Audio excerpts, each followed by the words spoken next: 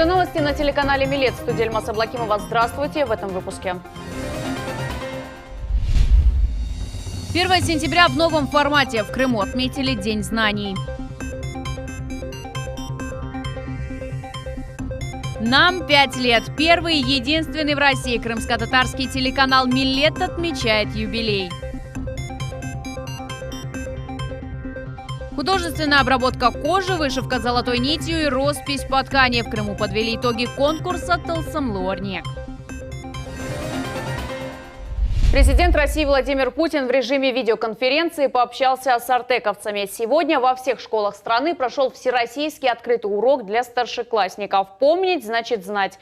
Посвященный 75-летию Великой Победы, Владимир Путин поздравил школьников и студентов с Днем знаний. Во время открытого урока крымчанка Лилия Глушко, которая сейчас находится в Международном центре Артек, рассказала ему о своей патриотической акции «Им наша память – лучшая награда», которая возникла из моего простого любопытства к фронтовой судьбе летчика, штурмана ночного бомбардировщика, погибшего в боях за освобождение Крыма, Василия Николаевича Бессонова. Оценивая поисковую работу волонтеров, Владимир Путин отметил, что это доброе дело. Банты, букеты цветов и улыбки. 214 тысяч детей сели за парты в Крыму сегодня. 24 тысячи из них – первоклассники. Традиционные линейки прошли в измененном формате с соблюдением противоэпидемических мер только для учащихся первых и 11 классов. Глава Крыма Сергей Аксенов принял участие в открытии нового лицея в Симферопольском районе и поздравил учеников с Днем знаний.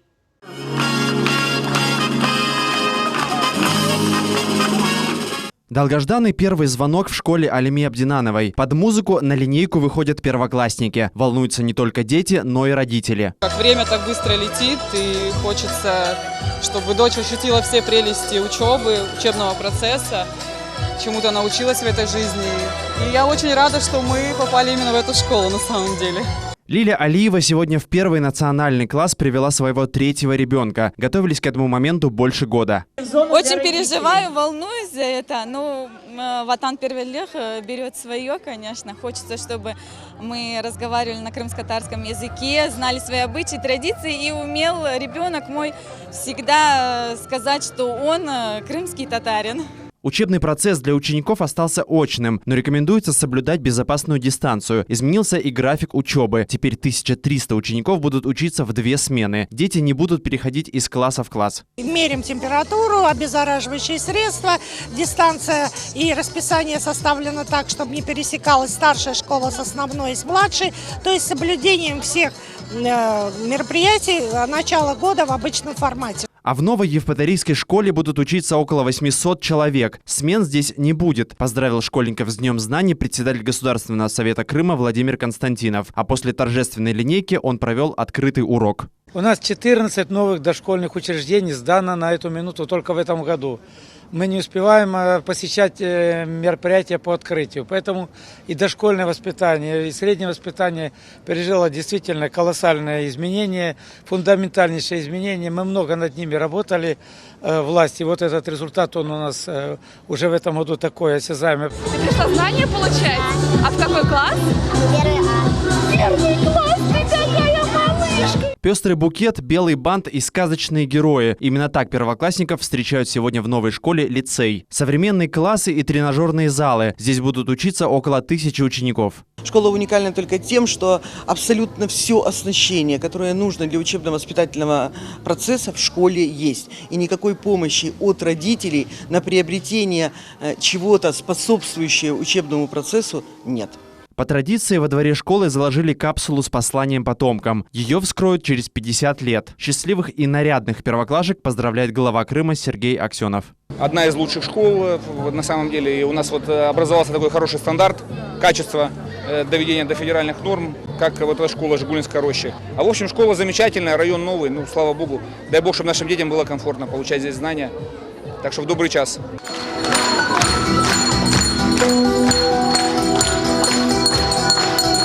Сегодня во всех школах прошли только классные часы. Уроки мужества, посвященные 75-летию Великой Победы. Республика готова к новому учебному году. 129 школ отремонтированы. С 1 сентября в Крыму функционирует около 500 общеобразовательных организаций. В День знаний около 200 тысяч школьников сядут за парты.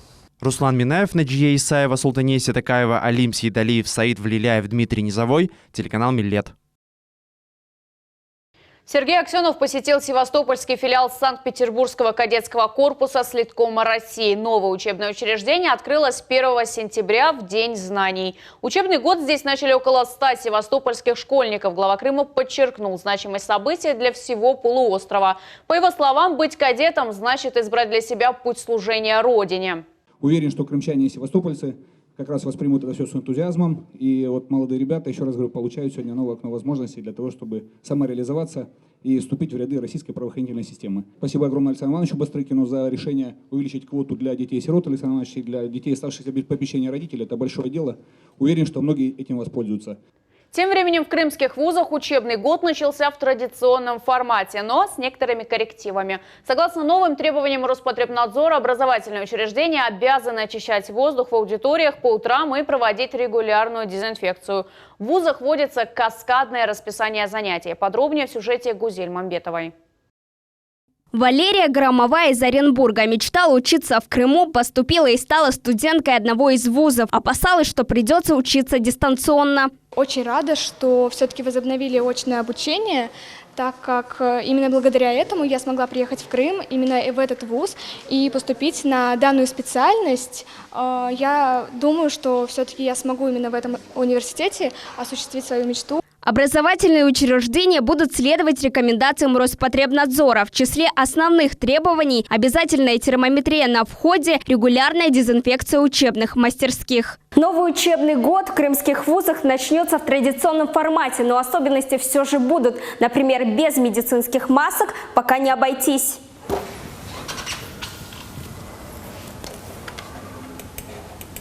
В Крымском инженерно-педагогическом университете для соблюдения безопасной дистанции студентов откроет 5 входов, отдельные для каждого факультета. Ребята заходят через вход, поднимаются по лестнице того крыла, с какого входа они зашли. И вот таким образом мы не будем создавать толпу в холле. В четверг, получается, 2-3, да? Наверное, да.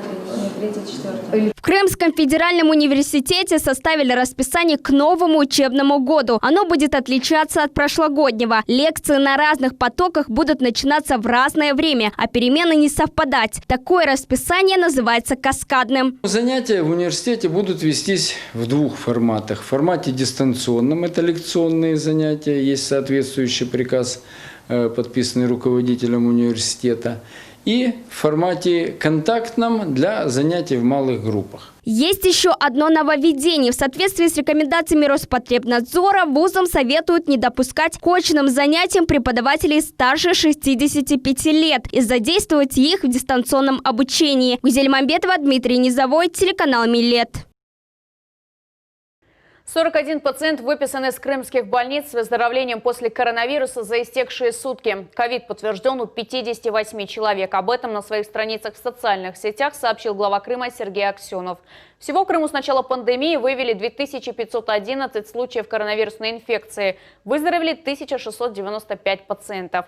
Ситуация находится на контроле оперативного штаба. Сергей Аксенов призвал граждан соблюдать масочный режим при посещении общественных мест и безопасную дистанцию в 2 метра. Глава Крыма сообщил, рост заболеваемости на полуострове связан с большим туристическим потоком. Так, по его данным, за июль-август отдохнуло больше 3,5 миллионов туристов. Дай бог, что у нас все, так сказать, обойдется, поскольку сезон уже практически заканчивается. Большинство людей уже уехало с учетом 1 сентября начала, поэтому надеемся, что количество заражений у нас будет уже кратно меньше. Но сейчас пойдет, еще 2-недельный сейчас период закончится. 14 сентября, я думаю, что это уже будут пиковые значения там, по заболеваниям, потом все пойдет на спад. 5 лет в эфире. Телеканал Миллет отмечает свой первый юбилей. За это время на единственном в России крымско-татарском телеканале успели произойти разные перемены. О том, как он строился, менялся и развивался, расскажет Севиля Миметова. С первыми лучами солнца белый автомобиль с голубой тамгой мчит по центральному проспекту. За рулем рабочей машины телеканала Миллет Руслан Ибрагимов. Вот уже 5-й год он привозит на работу утренних ведущих. Чтобы утро на телевидении началось вовремя, без опозданий, мы должны встать заранее, как следует приготовиться, настроиться на рабочий день и начинаем. С корабля на бал. После комфортной доставки традиционный грим. Волшебный взмах кисти, красивые локоны и, главное, заряд бодрости. Так начинается утро Фатиме и Али. А уже такими они выходят в прямой эфир.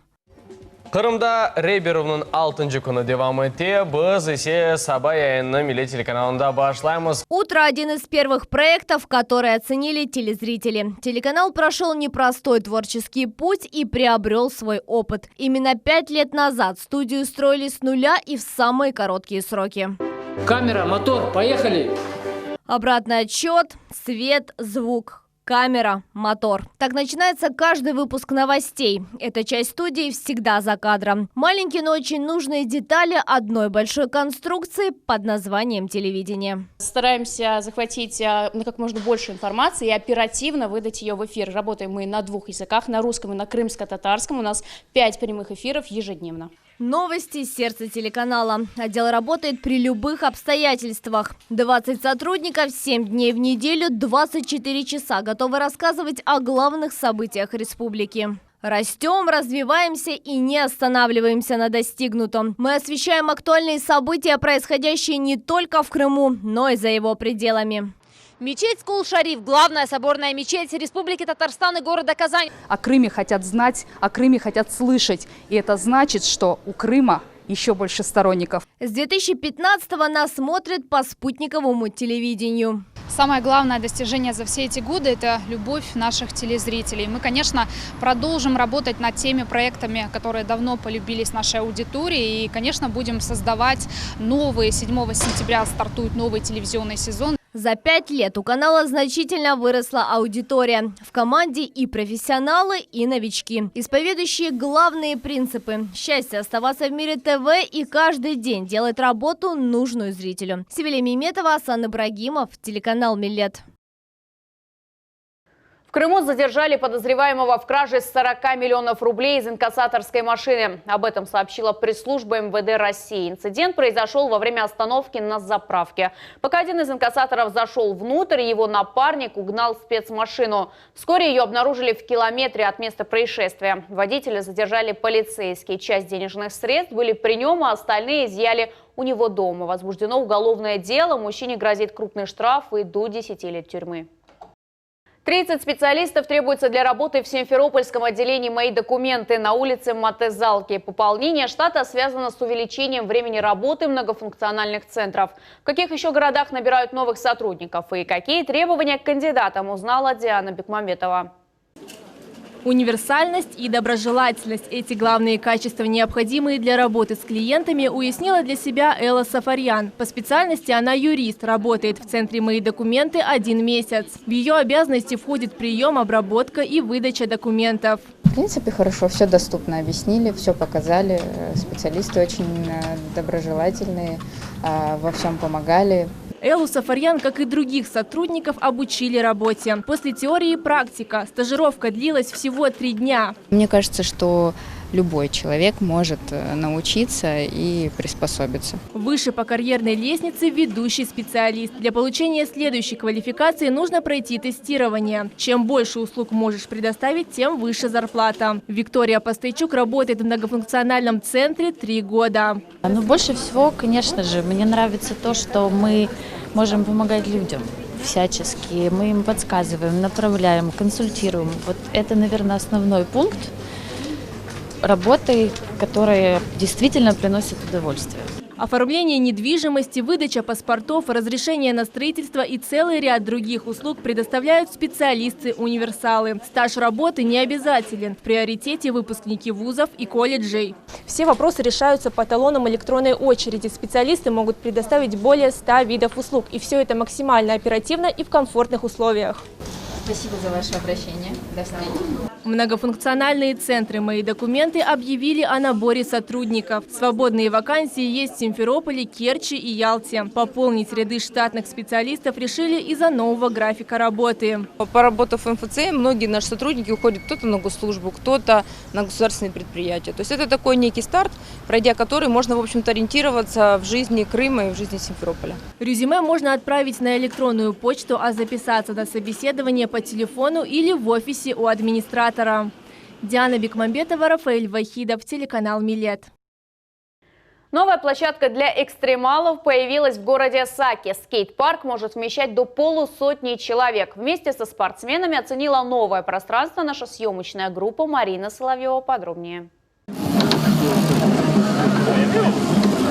Впервые Александр Береснев сел на BMX еще в 9 лет. За плечами уже большой опыт участия в соревнованиях и награды. В перспективе, конечно же, Олимпийские игры. Новую площадку планируют посещать часто и не один. Я катаюсь на BMX. Скейт-парк хороший, мне все нравится. Ждали это мероприятие. Хочу заявиться, показать себя, что умею. BMX, аматоры, маунтинбайки, самокаты, скейтборды и ролики. Каждый выступает в своей категории. Всего на показательном соревновании участвует около 70 человек. Открытие скейт-парка стало событием для сакчан. Новая скейт-площадка подходит как для начинающих, так и продвинутых райдеров. Здесь также проводятся и профессиональные соревнования. Одновременно здесь могут находиться около 50 человек.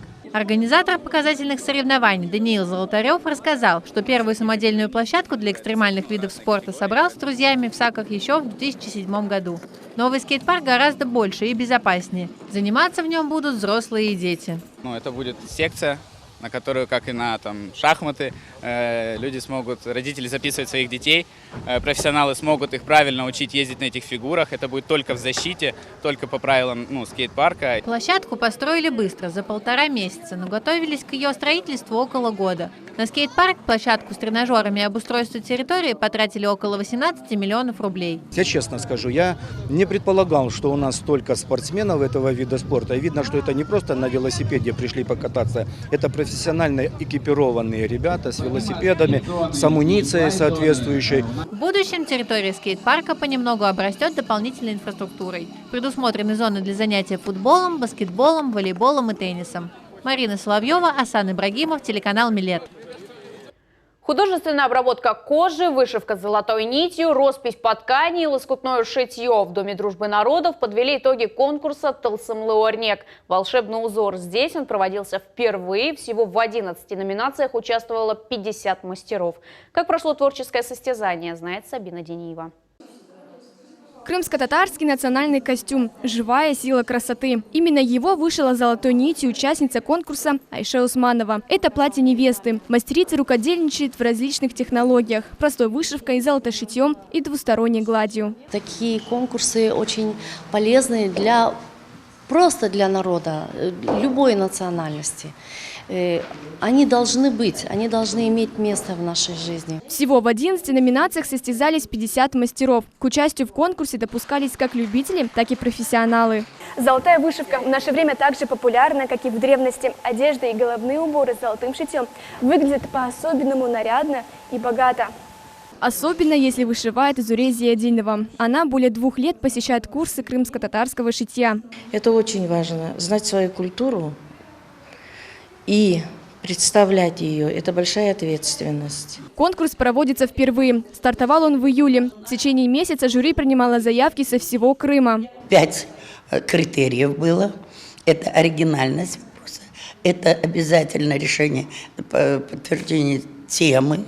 По словам организаторов, основная цель конкурса – сохранение и развитие искусства крымско-татарского узора. Сабина Дениева, Алим Сидалиев, телеканал «Милет». Артефакты периода античности и палеолита нашли в урочище Артезиан. Среди многочисленных находок они стали главным сокровищем археологов. Чем удивил 34-й сезон экспедиции, расскажет Линуза Бурсейтова. Доктор исторических наук Николай Винокуров связал с археологией всю свою жизнь. Занимается раскопками уже 42 года. Начинал со школьной скамьи. В каждом сезоне экспедиции есть свои звездные находки, делится археолог, а этот оказался особенным. Судя по набору, это, в общем, набор выживания древнего человека. Вот какой это был человек, это вроде бы даже, может быть, и даже не неандерталец. Самое возвышенное место над урочищем. И, видимо, человеку это место приглянулось, запомнилось, и он в ямке аккуратненько сохранил этот клад. И вот мы его через такое количество лет нашли. Артефакты периода мезолита в урочище с тысячелетней историей – привычное дело. А вот найти предметы палеолита – рубила, скребла, остроконечники – настоящая сенсация. Урочище Артезиан. Здесь на площади в 7000 квадратных метров ежедневно с утра до вечера ведутся раскопки. Среди частых находок остатки керамических изделий. А это результат работы за последние десятилетия. Этот слой уже полностью исследован экспедицией. Было установлено, что здесь велась Боспоро-Римская война. Еще одна супернаходка – античные колонны. Чтобы добраться до них, специалистам пришлось исследовать более 5 метров грунта. Эти колонны, они являются остатками той былой роскоши, а использовалась она вторично в качестве просто обычного строительного материала. Урочище является и учебным полигоном для студентов. Алексей Тимофеев проходит здесь практику. Рассказывает, с подобными артефактами столкнулся впервые. Из интересных находок это блюдечко, а также лампадка для свечи в идеальном сохранении, а также сопровождающий инвентарь для погребения. Мечта Николая Винокурова – создать здесь собственный экспедиционный музей. А пока все находки передадут в коллекцию Восточно-Крымского музея-заповедника. Ленуза Бурсиитова и Асан Ибрагимов. Телеканал «Миллет».